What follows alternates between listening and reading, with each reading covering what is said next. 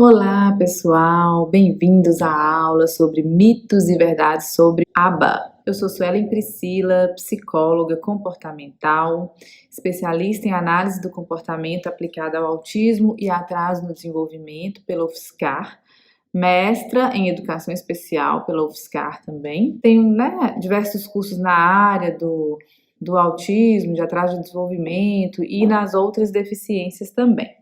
Eu sou supervisora de atendimento clínico online, ou presencial, e tenho meu consultório particular, onde o meu maior público são crianças e adultos, com autismo ou algum atraso no desenvolvimento. Então a gente vai falar de um tema, que eu gosto muito, que é a minha especialidade, que eu lido todos os dias, que é a análise do comportamento aplicada.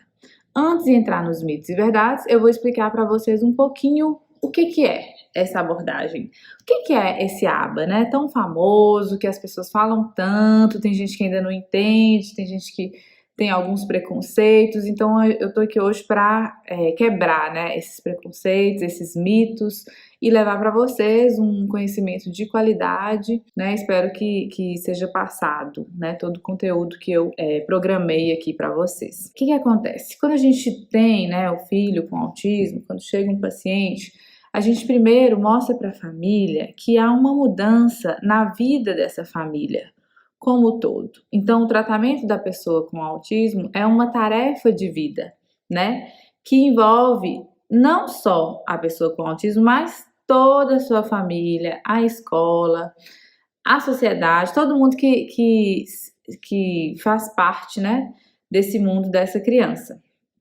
Então, o ABA não é uma abordagem exclusiva ali que fica com a criança em um ambiente só, A gente trabalha com a criança modificações de comportamento que vão se ampliar para toda a família. Então, os pais têm que participar, dos treinamentos, a família toda, os avós, a escola, todo mundo tem que estar participando desse treinamento, tem que estar trabalhando em comunhão, com os mesmos objetivos, agindo da mesma forma com os comportamentos da criança, para que a gente consiga ter resultados positivos. Então, o que é o ABA? O ABA vem da sigla em inglês, Apply Behavior Analysis, que é a análise aplicada do comportamento, que utiliza os princípios da análise do comportamento para aumentar os repertórios de comportamentos funcionais, os comportamentos bons, os comportamentos legais dessa criança. A gente faz isso utilizando, por exemplo, reforço positivo, esquema de reforçamento, imitação, modelagem, existem várias técnicas para isso. E também tem o objetivo de diminuir os comportamentos pouco adaptativos, através da extinção, do reforçamento diferencial, de outras técnicas também. Então, a ABA ele é uma ciência e tecnologia. Então, muitas vezes as pessoas falam método ABA, terapia ABA, então não existe muito esse termo antes do ABA. É ABA, é a análise do comportamento aplicada, é uma ciência, é amplo, não se restringe unicamente a um método específico ou a uma terapia específica, é amplo, envolve uma ciência, é uma ciência que vem lá, da psicologia, de Skinner. Então, assim, para nós psicólogos, não são todos psicólogos que sabem fazer ABA. São os psicólogos que optaram por essa abordagem na faculdade. Então, dentro da psicologia, existem vários tipos de caminhos a trilhar, tanto de área de atuação quanto de abordagem. E a partir do momento que eu escolho essa abordagem, eu vou me especializar para oferecer um tratamento de qualidade. Então, na faculdade a gente vê um pouco da abordagem comportamental. Dentro da linha comportamental existe a análise aplicada do comportamento. Então, é uma ciência porque tem pesquisas e evidências empíricas, e a gente tem diversas pesquisas que mostram a efetividade do ABA, e é uma tecnologia porque é uma aplicação sistemática dessas descobertas científicas. O nome ABA ficou mais conhecido por sua aplicação no tratamento de pessoas com autismo. Eu já vou falando algumas coisas dos mitos e verdades, que é justamente isso. ABA é só para autista? Não! A aba é uma ciência, ela é aplicável para qualquer pessoa, para qualquer público, para criança, para adulto, com desenvolvimento neurotípico, com alguma deficiência. Então, não é exclusivo do autismo, mas ficou mais conhecido justamente porque no autismo a gente tem o déficit naquelas 3 áreas, né, de interação social, comunicação e comportamento. A parte de comportamento é muito gritante, né, o atraso nessa área, e aí o ABA, né, consegue trazer conceitos para modificar esse comportamento. Então, ficou mais conhecido para o tratamento da criança com autismo pela sua efetividade mesmo, mas não é exclusivo. Então, ABA pode ser aplicado em criança com síndrome de Down? Pode. Com criança cega? Pode. Com criança com paralisia? Pode. Qualquer tipo de criança. Outra pergunta que é muito recorrente é em relação é só até os 6 anos de idade? Depois já passou do período precoce? Não, não é até os 6 anos de idade. O ABA pode ser aplicado em qualquer idade. Eu tenho paciente que começa com 12, tem paciente que começa com 18, com 27. Então, qualquer idade a gente pode começar o tratamento. A resposta desse tratamento pode vir com menor intensidade, né? Lógico que quando é novinho, do 0 aos 6 anos, a criança está mais aberta para receber os estímulos do cérebro. Então, fica mais fácil adquirir conhecimento mais rápido. Depois desse tempo, pode ser um pouco mais lento. Ou não. Então, vai depender da criança, vai depender do repertório que ela tem, né? Do repertório, da história de vida dela. Então, isso é muito relativo. Mas o que eu quero que fique claro é que o ABA pode ser aplicado para qualquer pessoa, qualquer tipo de deficiência ou não. Então, a gente tem também vários tipos de tratamento. Entrando rapidamente nessa área, que é outra área que tem muita dúvida, né? Que os pais ficam naquela, tem o Sunrise, tem o Floor Time, enfim, tem diversos tipos de métodos para trabalhar com autismo, mas aí que tá, a parte da ciência. Então, você que é pai, que está assistindo essa palestra, ou profissional, tem diversos artigos científicos, né, na internet. Se você pesquisar, você vai ver o tanto de artigos mesmo, de efetividade da criança que faz o ABA em comparação com as outras metodologias. Inclusive, tem metodologias que não são científicas. Então, cuidado o que está sendo vendido aí como tratamento para o seu filho. Você tem que buscar algo que seja ciência, que seja que foi testado, né, em diversos tipos de crianças, que foi verificado a sua eficiência, a sua eficácia, a sua veracidade. Então, esse é o ponto crucial e diferencial do ABA. Não é uma brincadeira, não é uma terapia, um método isolado. É uma ciência que dá conta, que traz evolução, se for, é claro, executado da maneira correta. Porque aí que tá, como no Brasil a gente tem poucos especialistas em ABA, né? Algumas pessoas se dizem fazer ou aplicar, e não é bem assim, né? A pessoa tem que ser especialista, tem que estar envolvida com a pesquisa, tem que estar, né, ser supervisor, tem que estar envolvido com esse contexto científico, porque se for feito da forma inadequada, não vai funcionar. E o ABA, né, tem toda a questão, é tudo muito bem detalhado, muito bem feito, o que tem que ser realizado com a criança. Então, dá certo. Mas para dar certo tem que ser feito da maneira correta. Então, procure um profissional especialista para tratar do seu filho, né? Para que tenhamos bons resultados. Então, outra dúvida que os pais têm. Eu faço vários tipos de terapia com meu filho, com outros profissionais, no caso, né? Então, ficou clara a questão dessas diversas terapias que a gente sabe que não tem efetividade. Então, procure o ABA, procure o que é efetivo para o seu filho. E não existe isso, a ABA é só para criança grave. Não. A ABA é para qualquer criança com qualquer habilidade. Então, eu tenho paciente autista leve ou com pequenos atrasos no desenvolvimento que fazem o ABA. Não é só para criança grave. Isso é um grande mito que eu vejo ocorrendo muito aqui na realidade da minha região, né? Por exemplo, eu tenho muitos encaminhamentos de crianças autistas clássicos, pelos profissionais acharem que o ABA é para autista clássico, autista que, né, num nível com uma deficiência intelectual, e não é para qualquer tipo de criança. Nós, profissionais, que vamos avaliar e vamos modelar, né, e vamos ver qual que é qual tipo qual vai ser minha conduta com esse paciente de acordo com as habilidades dele. É lógico que não é a mesma coisa de um paciente clássico, grave, com um paciente leve que tem diversas habilidades. Então, nós, especialistas, temos, né, a capacidade de monitorar e de ver o que é necessário para a criança. Então, caiu por terra isso de aba para autista clássico. É para qualquer tipo de autismo, em qualquer tipo de desenvolvimento, em qualquer criança, né? Então, outra pergunta dos pais. Eu faço TO, eu faço fono, eu faço físio, eu faço aquele tanto de terapia, meia hora cada uma vez por semana. É efetivo? Gente, isso depende muito da sua realidade, da sua região, de onde você está.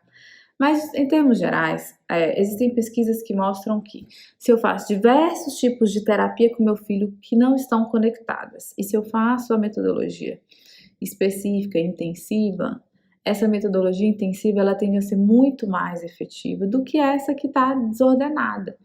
Então, assim, veja o que de fato é necessário para o seu filho, né? Converse com os profissionais, vejam quais são os objetivos da terapia, veja se ele está rendendo na terapia.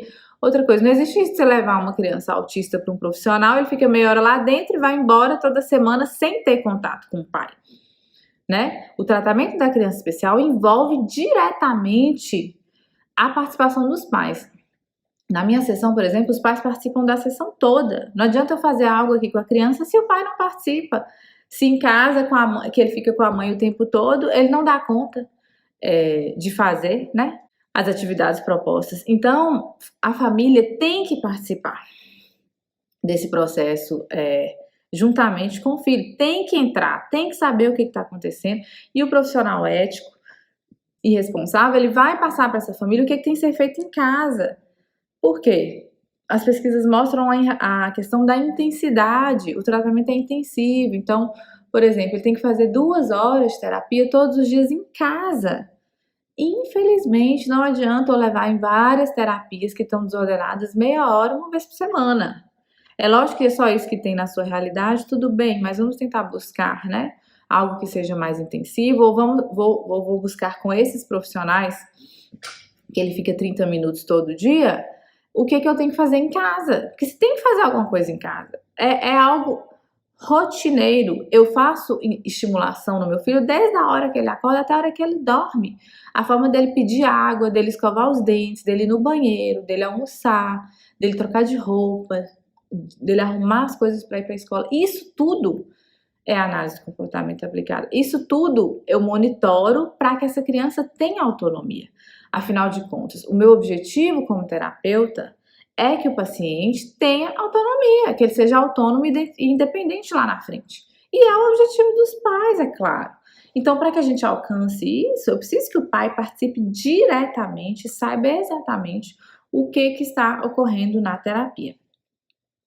Ok? Então, não estou aqui desprezando, né, menosprezando os outros profissionais de forma alguma, porque a gente precisa de uma equipe multiprofissional, a gente precisa de fono, sim, de TO, de todos os profissionais, dependendo do caso, né, da criança. Mas esses profissionais têm que estar interligados. O que eu faço muito aqui é que eu tenho os profissionais, né, parceiros.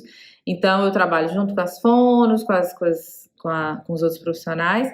Aí a gente une as terapias. Então, eu coloco, por exemplo, os objetivos da fono e da TO dentro da minha programação de aba em casa. Então, eu junto os objetivos e consigo alcançar as outras áreas também.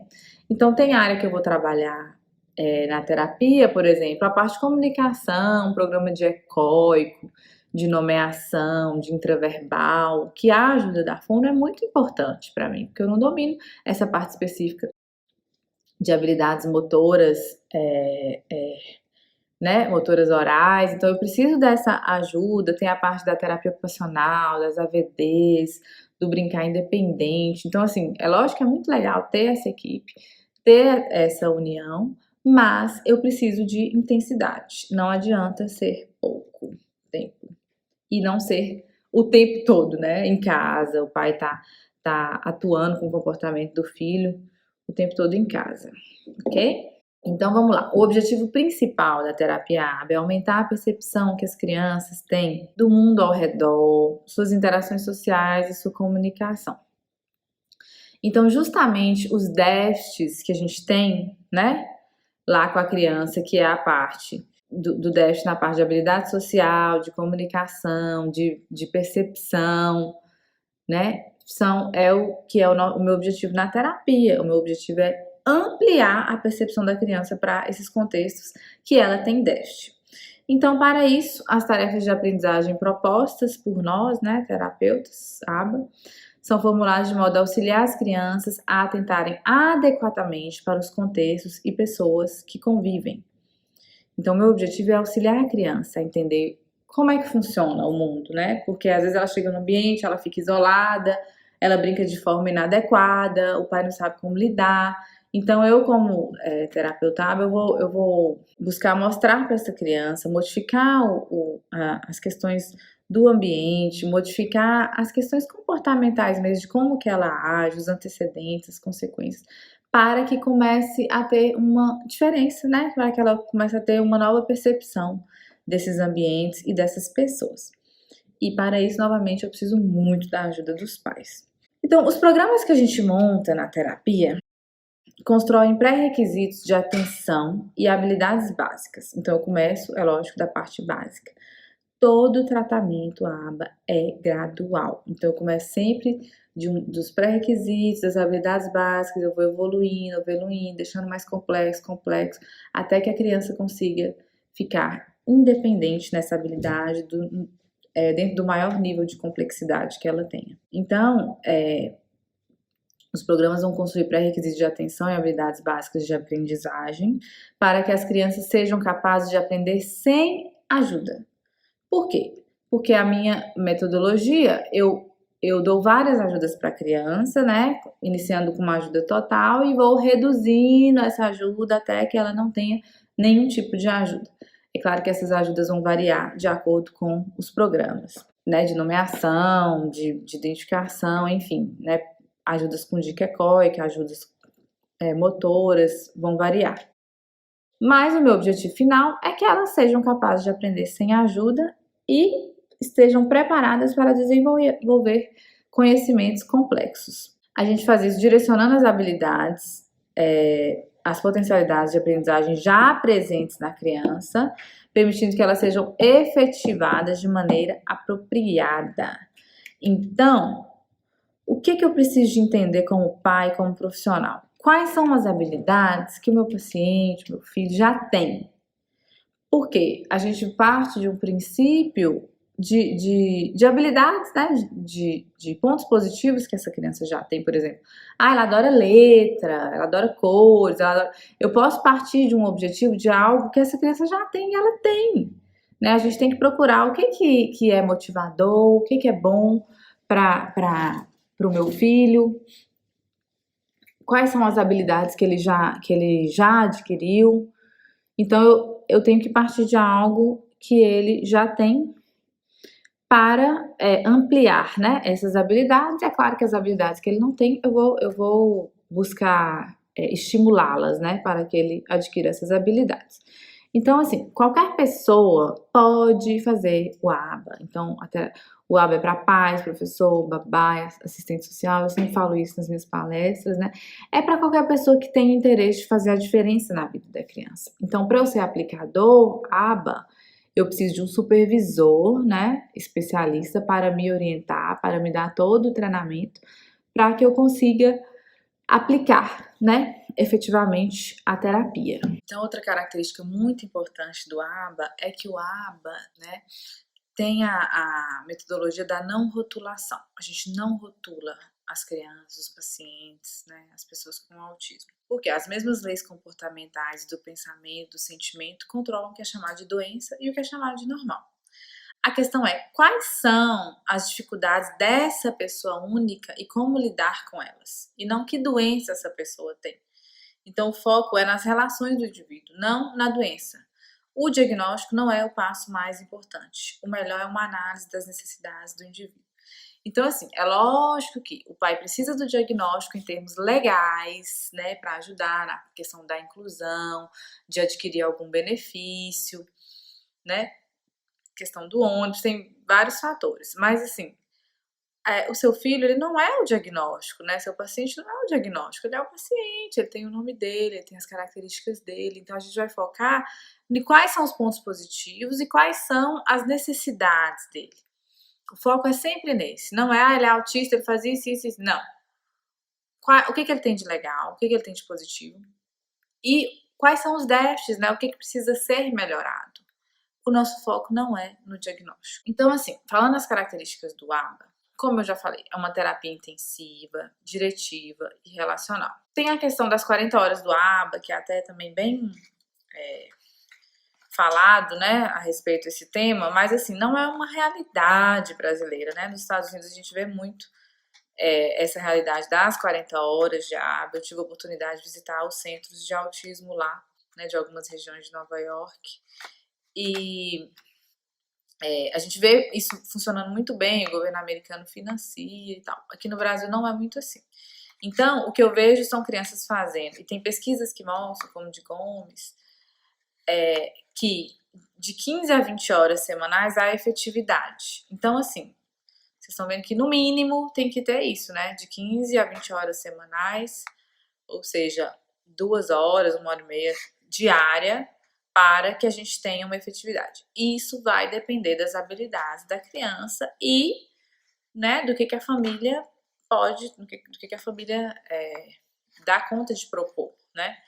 Mas, no caso, aqui mesmo na região, a gente utiliza muito, tem muitos estagiários que aplicam a terapia em casa e a gente atua como supervisor, né, para monitorar o tratamento.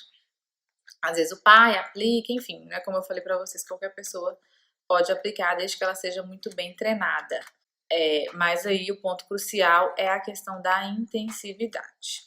Às vezes pode ter revezamentos de terapeutas, às vezes não, né? Vai depender muito da condição da família, mas é um aspecto interessante para produzir generalização. Então, eu vou falar para vocês agora 3 razões por que aplicar o ABA. Primeiro, porque o ABA funciona, né? Repetindo, é a forma de tratamento que possui mais investigações científicas e relatos de sucesso dentre as terapias que lidam com autismo. Ok. Segundo, ela não acredita em falha do aprendiz. Então, a gente não acredita que uma pessoa seja incapaz de aprender. A pessoa sempre é capaz de aprender, como eu falei para vocês, em qualquer idade, em qualquer contexto. Então, eu tenho que me perguntar, como que eu posso ensinar essa pessoa? A forma de ensinar que tem que ser, né, diferente de acordo com cada pessoa. Então, se uma criança, um paciente não aprende, a gente pergunta o que eu fiz de errado, né? O que pode me levar a uma prática cada vez melhor. A gente sempre pode melhorar como terapeuta, como supervisor, como aplicador. O aplicador é uma peça fundamental porque ele tem que ser muito motivador para a criança. Então, assim, se não tá dando certo, peraí, tá tendo alguma coisa na aplicação errada, ou também tem a questão do motivador, né? Pode ser que o reforçador, o motivador, não esteja sendo eficaz para a criança. Mas a culpa nunca é da criança. Então a gente não acredita em falha do aprendiz. Se seu filho não está evoluindo na terapia, tem alguma coisa errada e não é com ele, né? É com quem está aplicando, com os terapeutas, com a metodologia, é com o reforçador, né? Enfim. Então, isso é algo muito importante, porque além de fazer com que a gente busque uma prática cada vez melhor, eu tenho que estar em constante avaliação do meu comportamento na terapia. Por isso que tem que ser muito motivador para quem está aplicando também. E constantemente sendo supervisionado, né? A terapia, o ABA respeita o direito de aprender. Então, sabendo que somente o aprendizado pode conduzir uma vida plena, os terapeutas ABA se esforçam para tornar o aprendizado relevante e empolgante. Então, como eu falei para vocês, o terapeuta tem que ser muito tá muito empolgado, tá muito animado para fazer a diferença, para a criança aprender, tem que chegar lá, se chegar assim, ai, de novo a terapia, fazer registro, não vai andar, né? Então, o terapeuta tem que estar muito empolgado e a gente respeita o ritmo da criança, né? Respeita os limites. A gente utiliza uma aprendizagem sem erro, que eu vou utilizando as dicas e vou retirando gradualmente. Mas eu respeito o limite do meu paciente também, eu não vou exigir mais do que ele dá conta, né? Então, a gente tem essas 3 razões, né? Terapia respeita o direito de aprender, não acredita em falha do aprendiz e funciona. Agora eu vou falar das dimensões que tornam o ABA, né, uma forma de tratamento séria e científica. A gente tem 8 dimensões. Vou falar rapidamente para vocês. A primeira é a dimensão aplicada, que o objeto de interesse deve ser comportamentos socialmente relevantes.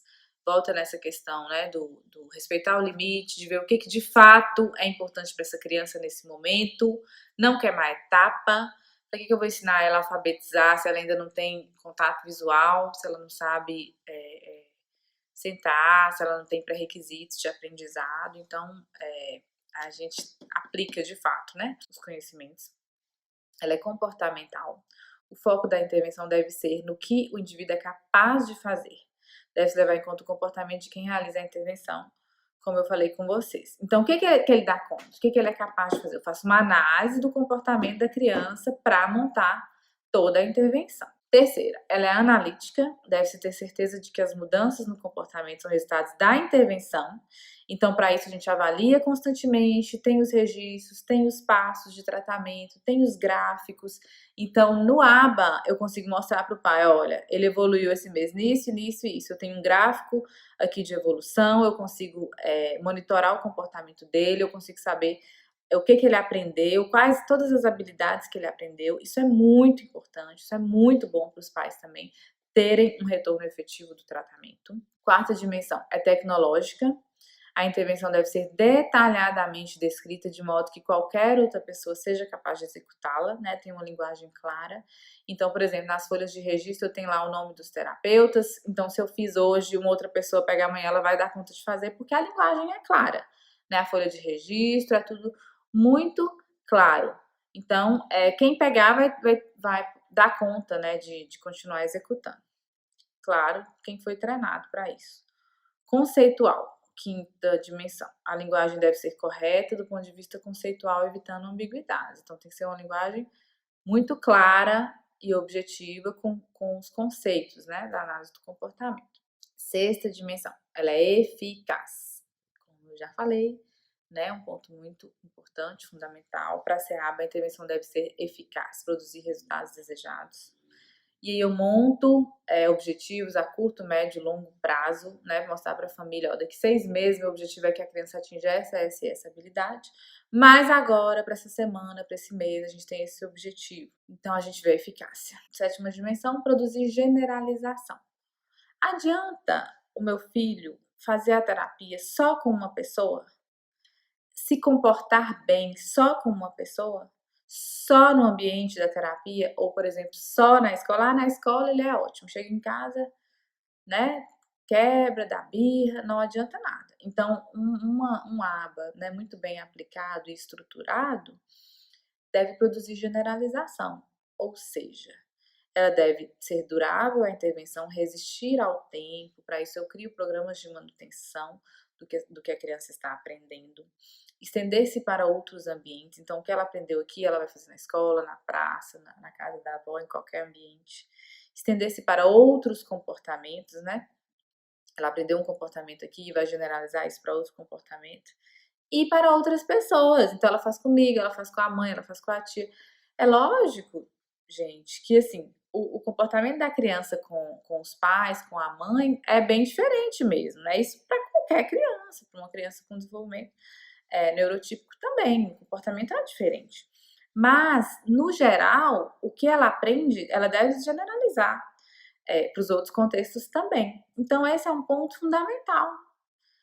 Não adianta. Então, se a criança está aprendendo só entre 4 paredes, não está sendo efetivo. Isso não é ABA, né? É qualquer outro tipo de terapia. Por isso que eu volto para vocês a questão lá atrás dos terapeutas. Adianta ele fazer com a fono tudo lá entre 4 paredes, ou com um psicólogo, com quem for, e não passar para casa e não demonstra esse conhecimento aprendido em outros ambientes? Não adianta nada. Então, o objetivo é que essa criança aprenda verdadeiramente. Uma oitava dimensão, e que eu gosto muito, é a dimensão humana. A intervenção, ela só deve ocorrer com pleno consentimento e participação das pessoas envolvidas.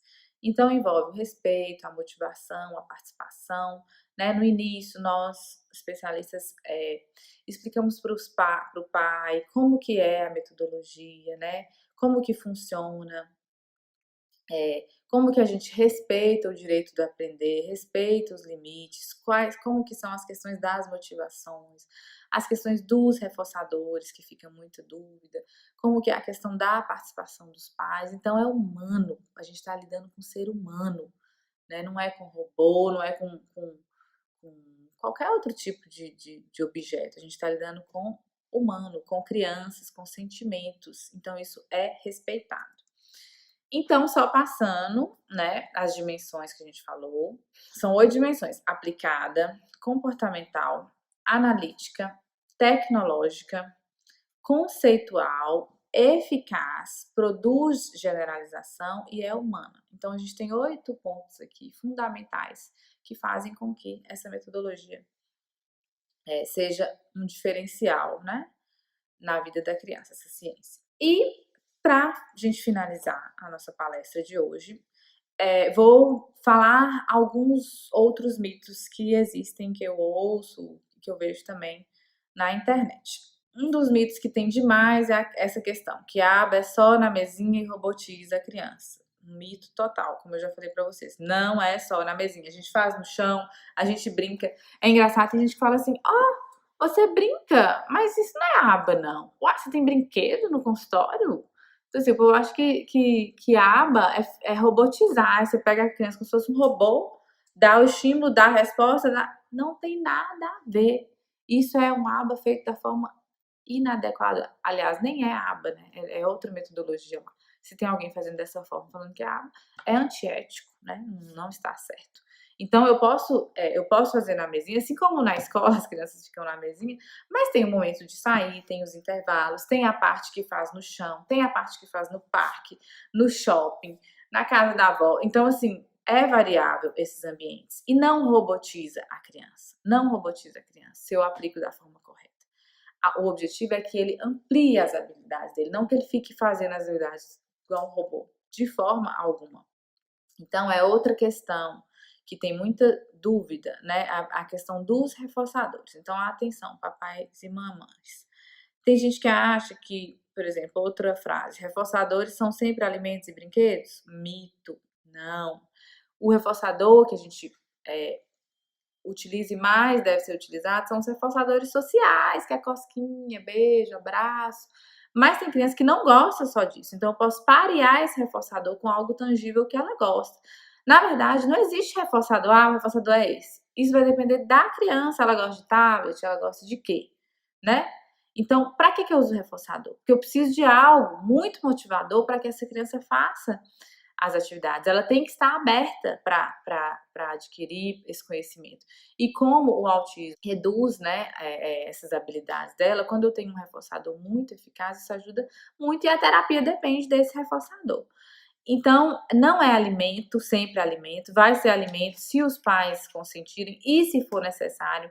Em último caso, a gente usa, ou se, né, de fato for necessário na terapia, a gente usa, mas sempre pareado com reforço social, com reforço que seja mais funcional para essa criança. Se a gente for pensar, todas as crianças têm reforço, na verdade, todo mundo tem reforço, né? Então, aqui, outra frase: reforçador só é usado para indivíduos com autismo? Não, todo mundo usa reforço. Eu uso, você usa, a sociedade usa, então, né, a gente tem nossos motivadores, né, por exemplo, o trabalho, qual é o meu motivador para trabalhar, qual é o motivador em um relacionamento, então todo mundo trabalha com motivadores. As crianças ficam mais em evidência, então tem criança que, por exemplo, faz a tarefinha em casa e recebe um elogio do pai e tá legal, uma criança neurotípica. Uma criança com autismo, se ela só recebeu elogio, não vai fazer muita diferença, porque ela não tem essa percepção ainda do ambiente que pode ser adquirida.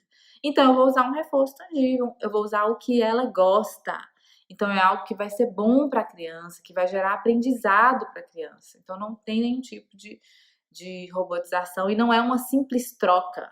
Tem todo um trabalho, né? Tem toda uma ciência, uma metodologia usada para eu utilizar esse reforçador, para o tempo que a criança vai ficar com esse reforçador, quando que eu vou variar, eu faço um teste de motivadores, então tem toda uma tecnologia aí envolvida, não é simplesmente troca não. É só para autismo? Mito, né, como eu falei, para qualquer pessoa. Os pais não participam da terapia? Mito, os pais têm que participar o tempo todo. A funciona para indivíduos autistas? Verdade, né, funciona, justamente por essas características que eu falei com vocês, não só para autistas, mas para outros tipos de deficiência também. A gente até tem esse termo, né? Aba fora da mesinha, para tirar por vez esses conceitos, né? O outro que é muito forte, como eu falei do início, a questão do aba só para paciente grave, só para criança grave. Não, mito, é para criança leve, para qualquer tipo de criança. Então, assim, eu sei que podem surgir diversas dúvidas, eu espero ter esclarecido para vocês. Me coloco à disposição, né? Vai estar aí nos slides, meus contatos, e-mail, à disposição aqui pelo Neuroconecta também. É um prazer falar desse tema, é um prazer solucionar as dúvidas para vocês. Fiquem à vontade, né, para mandar mais dúvidas, para perguntar. Eu estou à disposição, espero ter esclarecido e mostrado para vocês a importância dessa ciência e o quanto ela pode fazer a diferença na vida de uma criança com autismo, e como tem tantas crianças que ainda não têm acesso a ela, né, eu espero ser um meio de passar isso para vocês, passar esse conhecimento e levar um atendimento de qualidade, né, um conhecimento para mais pessoas. Prazer estar com vocês, um grande abraço.